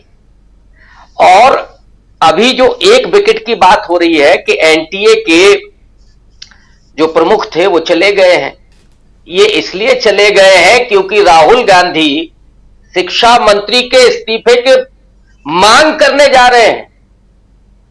जो एनटीए ने किया, एक नहीं 3 पेपर लीक हुए, आपको सीबीआई को सौंपना पड़ रहा है। शिक्षा मंत्री क्या कर रहा है? और ये कोई पहली बार नहीं शिक्षा मंत्री बने कि साहब अभी अभी मिला हो चार्ज तो हमको मालूम नहीं था, आप पिछले कार्यकाल से थे। तो धर्मेंद्र प्रधान पर ये जो तलवार लटक रही है, उसको बचने के लिए अभी से एक विकेट आप गिरा रहे हैं ताकि हम उसका जवाब दे सके पार्लियामेंट में। आप राहुल गांधी के इस संघर्षशीलता को देखिए और उनके सिर्फ इशारे को देखिए, ये भनक सरकार को लग गई और इसलिए उन्होंने हटाया। तो इस बार जो है आसान नहीं है। और दूसरा कि सरकार के प्रति होप नहीं है। मोदी ने भले ही सरकार बना ली हो, लेकिन 10 साल में इस देश के नौजवानों ने देखा कितनी नौकरियां दी आपने, दलितों ने देखा, उत्पीड़न पर हमेशा नरेंद्र मोदी चुप्पी साधे रहे। बस आपने वोट लेने के लिए क्या किया? स्वीपर्स के पैर धोए। ये जो ग्लोरिफिकेशन है वो आपने किया और आप उनको वहीं रखना चाहते हैं, जबकि बनारस में ही वो सफाई कर्मी गटर में डूब करके मर गए। किसानों में कोई होप है क्या? 3 काले कानून आपने ला दे, 13 महीने बैठे रहे किसान, 750 किसानों की शहादत हो गई। तब आपको उत्तर प्रदेश चुनाव को ध्यान में रखते हुए अचानक बोध हुआ कि नहीं साहब, हमारी तपस्या में कोई कमी रहे। कोरोना काल में आपने कैसे देश को संभाला, ये सबको मालूम।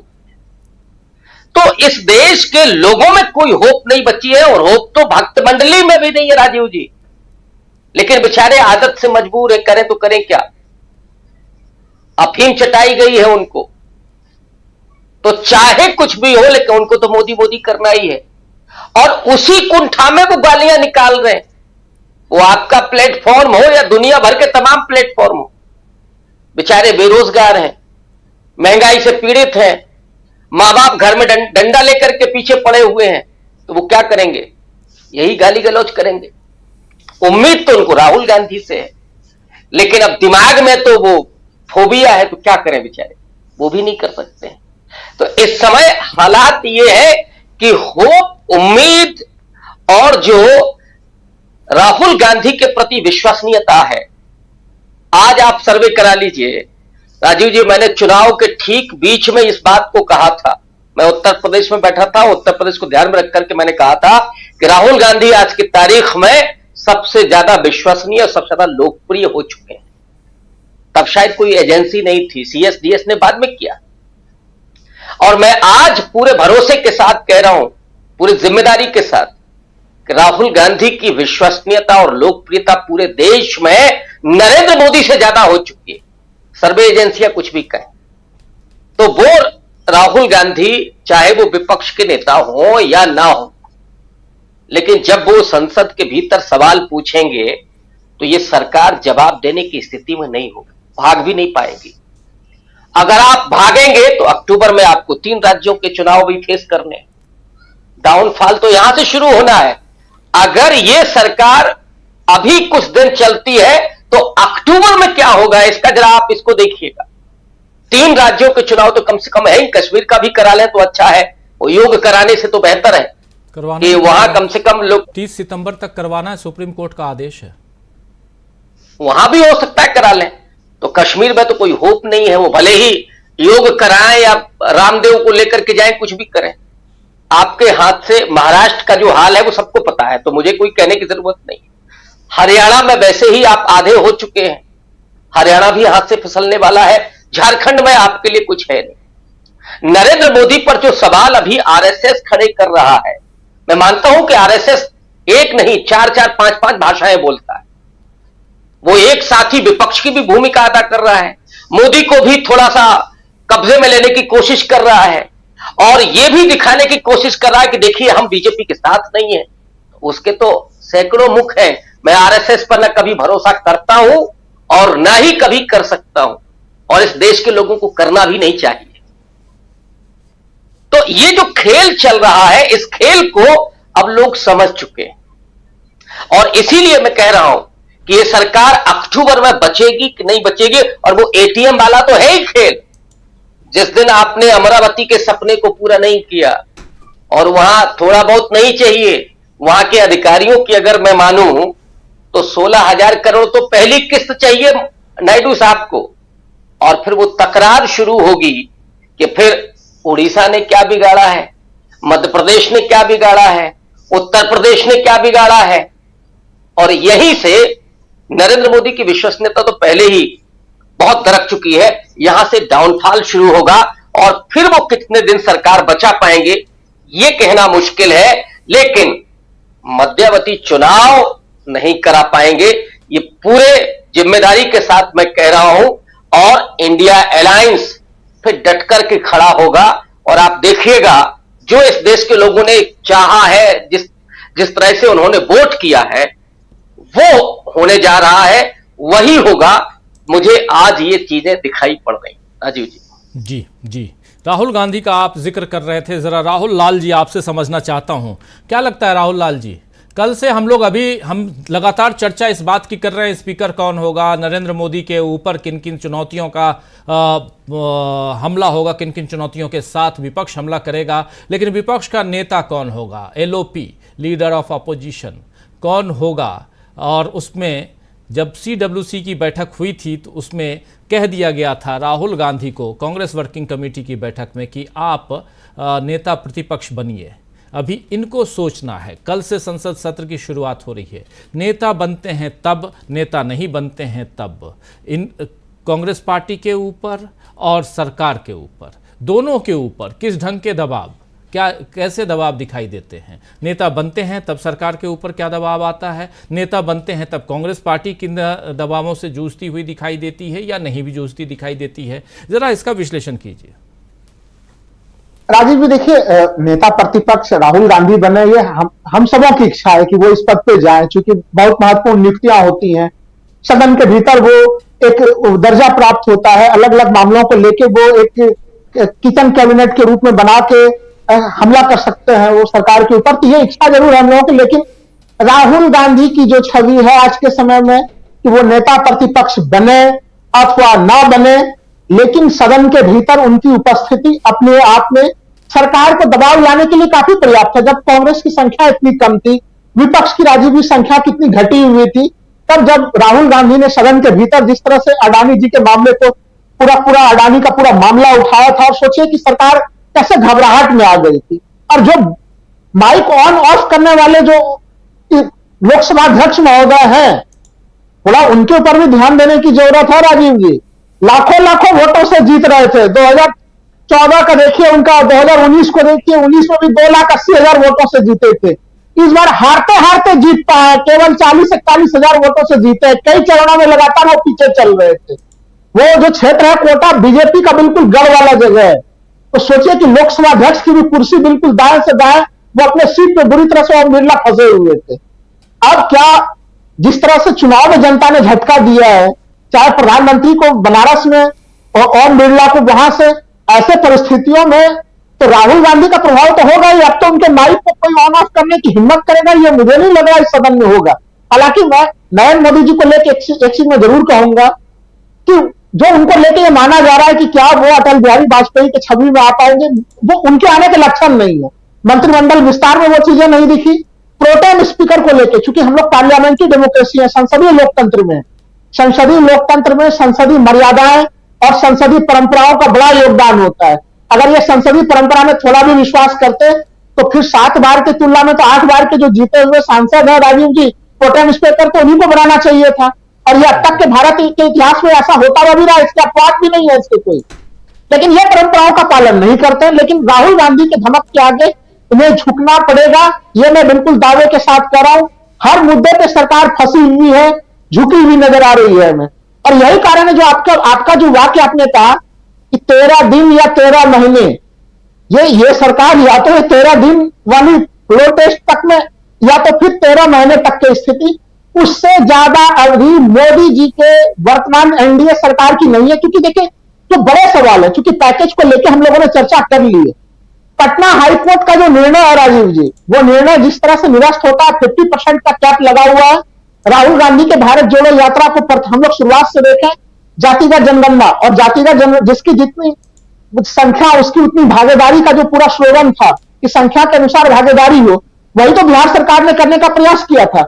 लेकिन 9वीं अनुसूची में तेजस्वी समेत तमाम लोग मांग करते रहे कि उसको 9वीं अनुसूची में डाला जाए, इस सरकार ने नहीं डाला।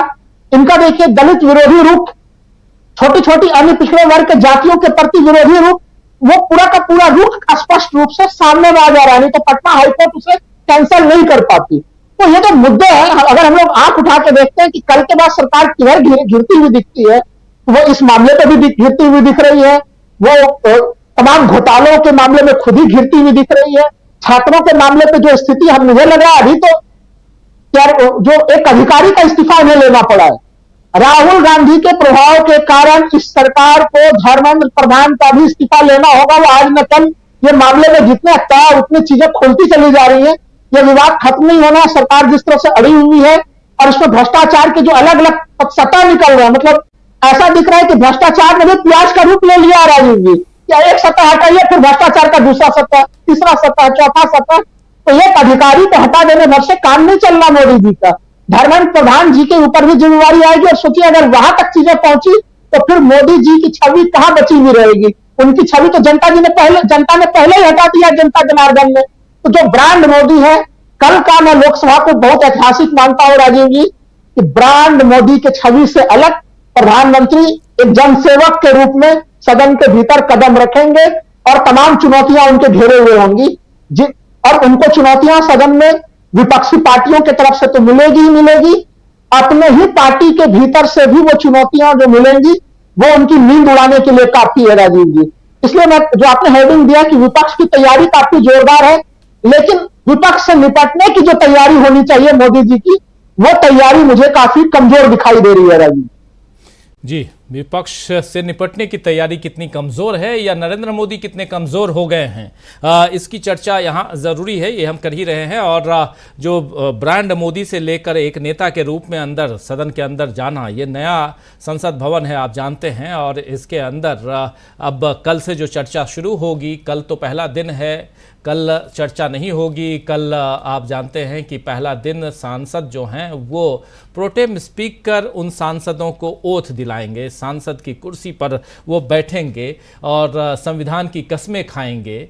लेकिन कई सारे सांसद जो हैं वो पहले से कह रहे हैं कि जिन जिन लोगों ने, यादवों ने, मुसलमानों ने मुझे वोट नहीं दिया, मैं उनका काम नहीं करूंगा। ये कसम खाने से पहले एक अलग कसम वो खा करके इसी सदन में आ रहे हैं। ये भी देखिए, ये लीला देखिए इन लोगों की, इन सांसदों की। प्रशांत टंडन जी, एक बार जल्दी से आपके पास आना चाहता हूं। प्रशांत जी, राहुल गांधी का जिक्र मैं कर रहा था। राहुल गांधी एलओपी बनेंगे या नहीं बनेंगे, इस पर भी संशय बरकरार है। और चूंकि एक खबर ये भी बहुत बड़ी खबर होगी कि राहुल गांधी या कोई और, लेकिन इस बार 10 साल बाद कोई एलओपी होगा, यह सबसे बड़ी बात होगी। और यहां से जो हम लोग अभी मोदी सरकार या एनडीए सरकार की परेशानियों की बात कर रहे हैं, उसमें एलओपी भी उनके लिए एक परेशानी होगा।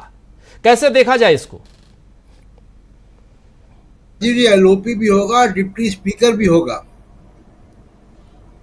और आप जानते हैं, क्योंकि पार्लियामेंट आप बहुत गए हैं, कि पार्लियामेंट में बिजनेस एडवाइजरी कमेटी होती है, जो हर थर्सडे को तो मिलती है, और भी सप्ताह में 1-2 बार मिलती है।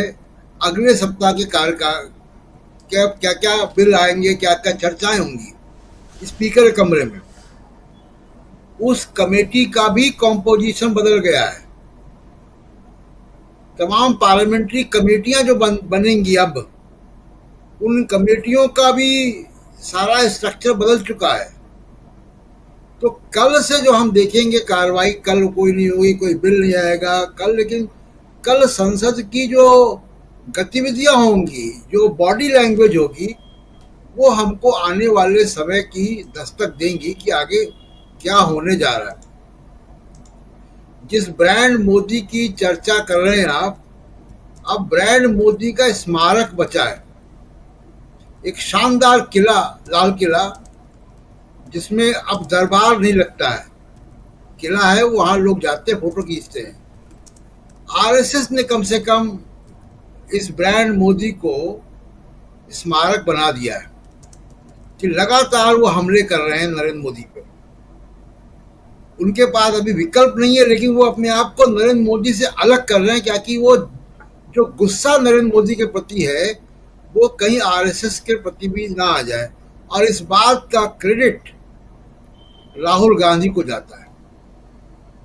राहुल गांधी अकेले विपक्ष के नेता हैं जिन्होंने शुरू से आरएसएस और बीजेपी में फर्क नहीं किया और लगातार आरएसएस पे हमला किया। अब आरएसएस परेशानी में है।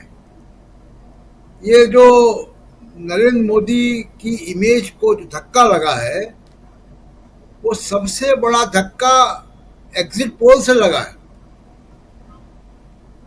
ये प्रशांत किशोर और प्रदीप गुप्ता जैसे लोगों से लगा है। इस मीडिया से लगा, जिस मीडिया ने इनको ब्रांड बनाया, उसी ने इनका चेहरा उतार दिया। जिस मीडिया ने सवाल पूछे कि आप थकते क्यों नहीं, आम कैसे खाते हैं, तो उसने हवा निकाल दी इस ब्रांड की। वरना 400 पार एक चुनावी नारा था, आके निकल जाता। लेकिन वो जो रिजल्ट आने के 48 घंटे पहले जो 400 पार करवा दिया एग्जिट पोल ने, और 4 तारीख को उसकी हवा निकल गई, उससे ब्रांड मोदी को नुकसान हुआ है, जो अब स्मारक में तब्दील हो चुका है। दूसरी बात की जो मैं पहले कह रहा था कि देखिए, अटल बिहारी बनने के लिए नरेंद्र मोदी को अब तो संभव नहीं है जहां वो जा चुके हैं। और दूसरे की मोदी साहब की जो आदत है, क्योंकि 2002 से सत्ता में है वो, और एक छत्र सत्ता में है, उनके पास अपनी राजनीति नहीं है कि वो कोई अपना स्टैंड ले सके। जिन लोगों ने ब्रांड मोदी बनाया वो ही कंट्रोल करते हैं। ये धागे वहां है, कंट्रोल करते हैं। जिन्होंने मीडिया में इन्वेस्ट किया ब्रांड मोदी को बनाने में, मोदी साहब उससे अलग नहीं जा सकते। जैसे वो जातिवार जनगणना का समर्थन नहीं कर सकते, ना वो जनगणना करा सकते, तमाम सारी चीजें वो नहीं कर सकते जी। और आप देखिए कि जो कैबिनेट है, उस कैबिनेट में आप देखिए कि धर्मेंद्र प्रधान है, तो पेपर लीक मंत्रालय चला रहे हैं, वो लगातार पेपर लीक हो रहे हैं। पता नहीं, जब हम लोग बात कर रहे हैं कि कोई पेपर और लीक हो गया हो। आप देखिए कि विदेश मंत्री उनकी आप उपलब्धियां देखिए कि चीन घुसा हुआ है, अमेरिका में क्या हो रहा है हम जानते हैं। गृह मंत्री मणिपुर 1 साल से ऊपर हो गया, 1.25 साल हो गया, जब मणिपुर की हिंसा रुकने का नाम नहीं ले रही है।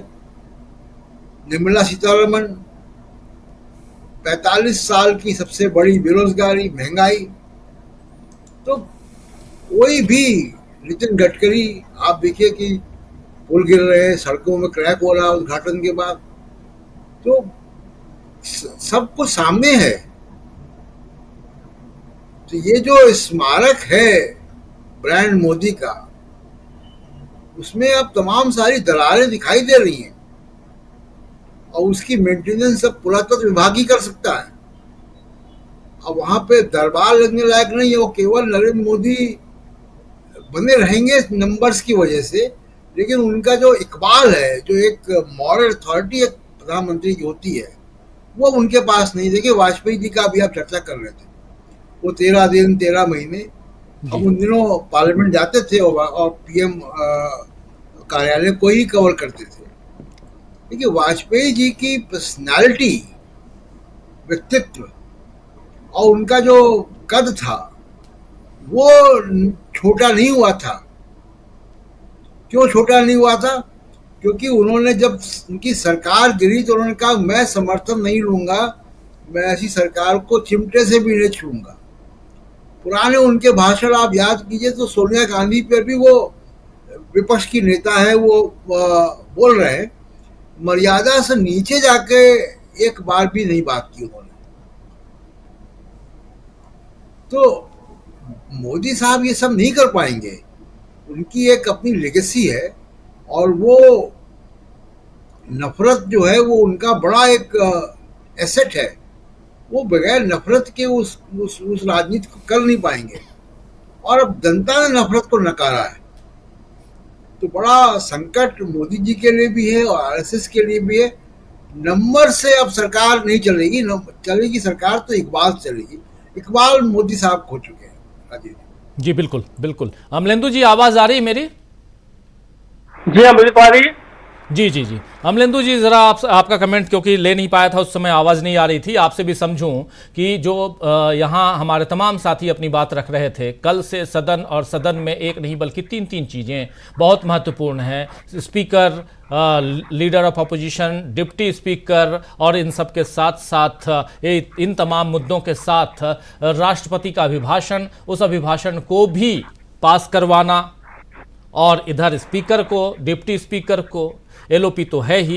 इन मुद्दों को कैसे देखा जाए? कल से सदन की कार्रवाई, उस पर लगातार हम चर्चा करेंगे, लेकिन जो बातें यहाँ हो चुकी हैं उन बातों को अगर आगे बढ़ाइए तो समझ में आता है, साफ समझ में आता है। अभी तक हम लोग कई बार चर्चा कर चुके हैं कि नरेंद्र मोदी इस बार वो मोदी नहीं हैं जो 2014-2019 में थे, लेकिन 2024 में उन्होंने खुद को दिखाने की कोशिश वैसी ही की है।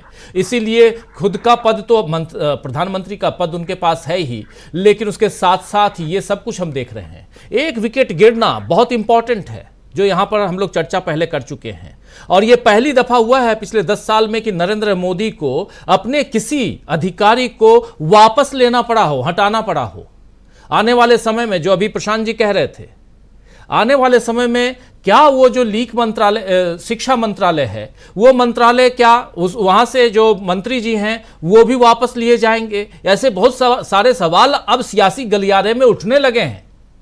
इसलिए यहां चर्चा इंपॉर्टेंट है कि नरेंद्र मोदी कितने कमजोर यहां हैं और उसकी शुरुआत हो चुकी है, वो दिखाई दे रही है।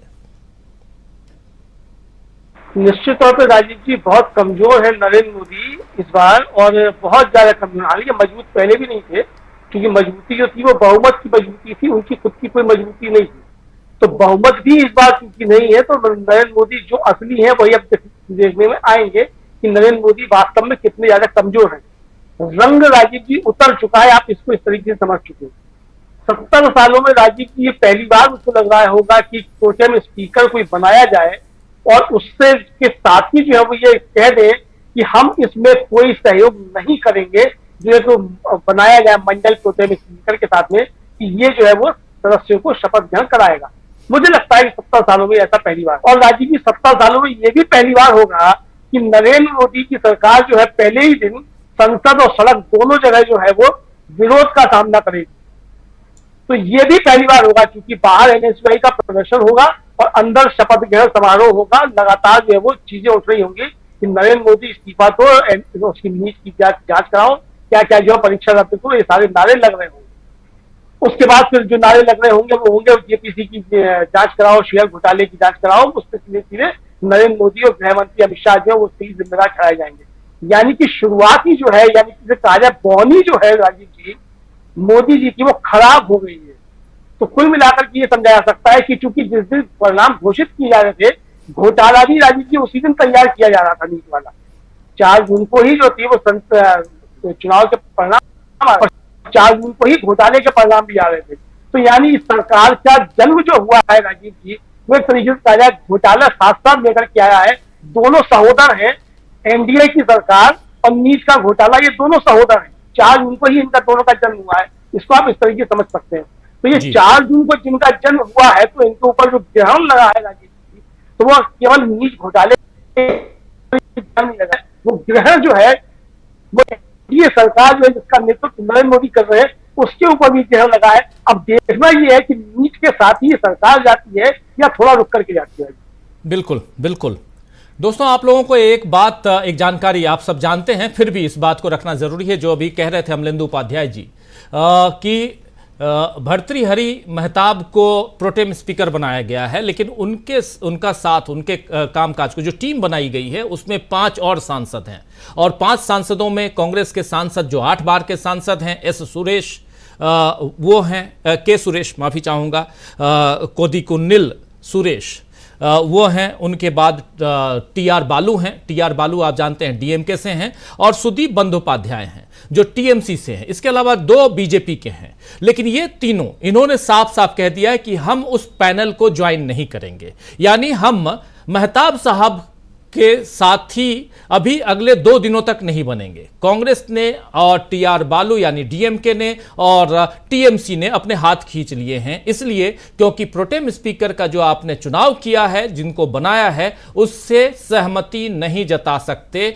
ये दल। इंडिया गठबंधन इंटैक्ट दिखाई दे रहा है, और यहां से एक लड़ाई और शुरू हो चुकी है। ये बात कल इसकी घोषणा कर दी गई, कल शाम को। आज के अखबारों में आप देखेंगे, आज की खबरों में ये बहुत ज्यादा है। और कल इस बात को लेकर भी, क्या अकेले अपने दम पर और 2 बीजेपी के साथियों के दम पर ये प्रोटेम स्पीकर साहब कार्यवाही आगे बढ़ाएंगे, ये भी दिलचस्प होगा। तो अभी प्रोटेम स्पीकर को लेकर, इन तमाम लीक को लेकर, अग्निवीर को लेकर, लीक सबसे ऊपर है भी मामला, पेपर लीक, और जिसमें नीट है और ऐसे कई सारे एग्जाम जिसको रद्द कर दिए गए, इसको लेकर, और डिप्टी स्पीकर को लेकर, इन सब को लेकर के बहुत कुछ होना बाकी है। हंगामा बाकी है अभी होना, और उस हंगामे के बीच, और हो सकता है कई लोग कह रहे होंगे कि आप कितने खुश हो रहे हैं आप लोग कि हंगामा हो रहा है। इस लोकतंत्र में अगर हंगामा नहीं हो तो लोकतंत्र न जिंदा रहेगा न मजबूत रहेगा। इसलिए हम चाहते हैं कि हंगामा हो, बहुत दिल खोल के चाहते हैं कि हंगामा हो, और मजबूती के साथ हंगामा हो, तभी तो ये लोकतंत्र मजबूत होगा। 10 साल में तो लोकतंत्र बिल्कुल खत्म हो गया था। नरेंद्र मोदी बोल रहे थे कि वो ईवीएम जिंदा है या मर गया। हम ये पूछ रहे थे उस 10 सालों में कि ये लोकतंत्र जिंदा है या मर गया, और कल से हम देखेंगे कि लोकतंत्र धीरे धीरे जिंदा होने की कगार पे आएगा।